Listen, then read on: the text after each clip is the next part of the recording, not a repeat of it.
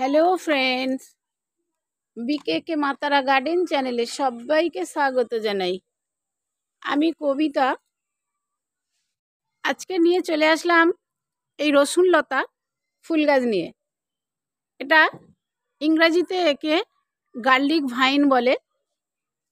এই গাছের কিছু আলোচনা করব এই ভিডিওতে। বন্ধুরা, এই গাছটাই দেখতে পাচ্ছেন, এটা হলো রসুন লতা, লতানো গাছ। এটা গেট সাজানোর জন্য খুবই একটা জনপ্রিয় ফুল গাছ। এই গাছটি একবার আনলে সারা বছর আপনার বাগানে রেখে দিতে পারবেন। এই গাছটি বছরে 2 বার ফুল দেয়। এখন এই শীতকাল, এখন দেখতে পাচ্ছেন ফুলগুলি খুব সুন্দর ফুটেছে। গরমের সময়ও এই ফুল গাছটি প্রচুর পরিমাণে ফুল দেয়। এই গাছটি আপনাদের গেটের সাইডে মাটিতে রেখে দিতে পারেন ও টবেতেও রাখতে পারেন। আমরা সবাই তো জানি মাটিতে এমনিতেই ফুল ফোটে, তবে টবের মধ্যে মাটি তো অল্প থাকে। আমি এই বালতিটার মধ্যে এই গাছটি রেখেছি। দেখুন, এই গাছটির বয়স 2 বছর হতে চলেছে। প্রতিস্থাপন, প্রচুর ফুল কিভাবে পাবেন আমার ভিডিও দেওয়া আছে, পারলে দেখে নেবেন। প্রচুর পরিমাণে ফুল পাওয়ার জন্য কি কি খাবার দিয়েছিলাম, সেই খাবার দিলেই গাছ ভর্তি হয়ে ফুল পাবেন। প্রত্যেকটা শাখায় শাখায় ফুল ফুটবে।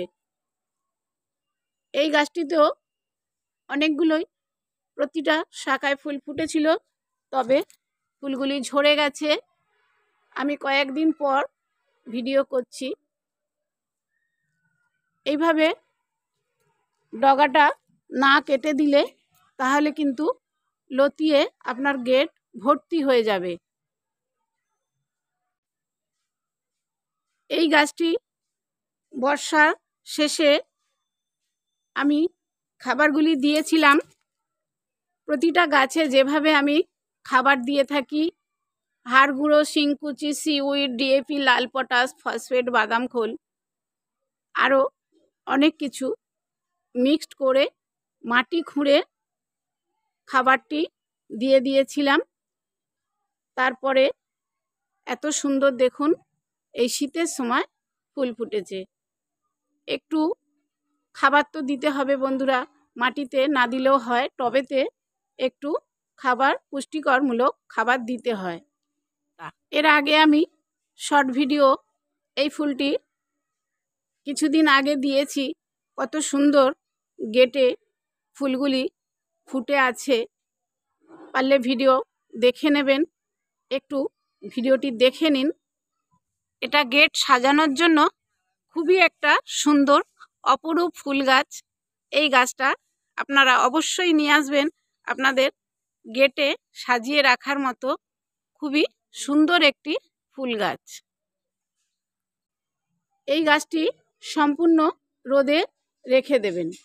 মাটি যখন শুকিয়ে যাবে তারপরেই জল দেবেন। বন্ধুরা, আমি তো কথাটা বলতে ভুলেই গেলাম। এই গাছের পাতা একটু ছিঁড়ে নিয়ে হাতে ঘষবেন বা ডলবেন, দেখবেন ঠিক যেন রসুন যেভাবে গন্ধ হয় সেই রকমই এই পাতাটার রসুনের মতো গন্ধ লাগছে। তার জন্য বন্ধুরা, এই গাছে কিন্তু পোকার আক্রমণ দেখতে পাওয়া যায় না।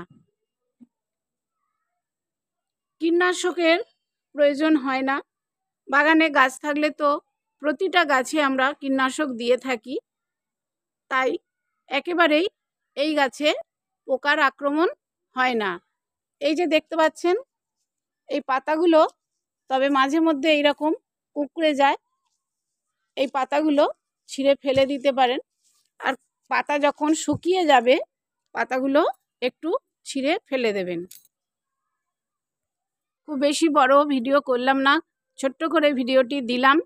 বন্ধুদের বলবো এই গাছটি পারলে আপনারা নিয়ে আসবেন। লতানো গাছ, আপনার গেটের জন্য খুবই সুন্দর একটি গাছ। এই গাছটি ব্যালকনিতেও রাখতে পারবেন। ব্যালকনিতে রাখলে টবটি ছাওয়ায় থাকলেও গাছটি যেন রোদ লাগে, তাহলে ব্যালকনির মধ্যেও এত সুন্দর ফুল ফুটবে। আজ এখানে শেষ করলাম ভিডিওটা। একটু যদি ভালো লাগে নতুন বন্ধুরা সাবস্ক্রাইব করে আমার সাথে থাকবেন।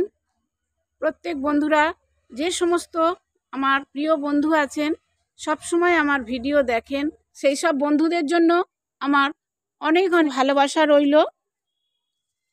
ধন্যবাদ।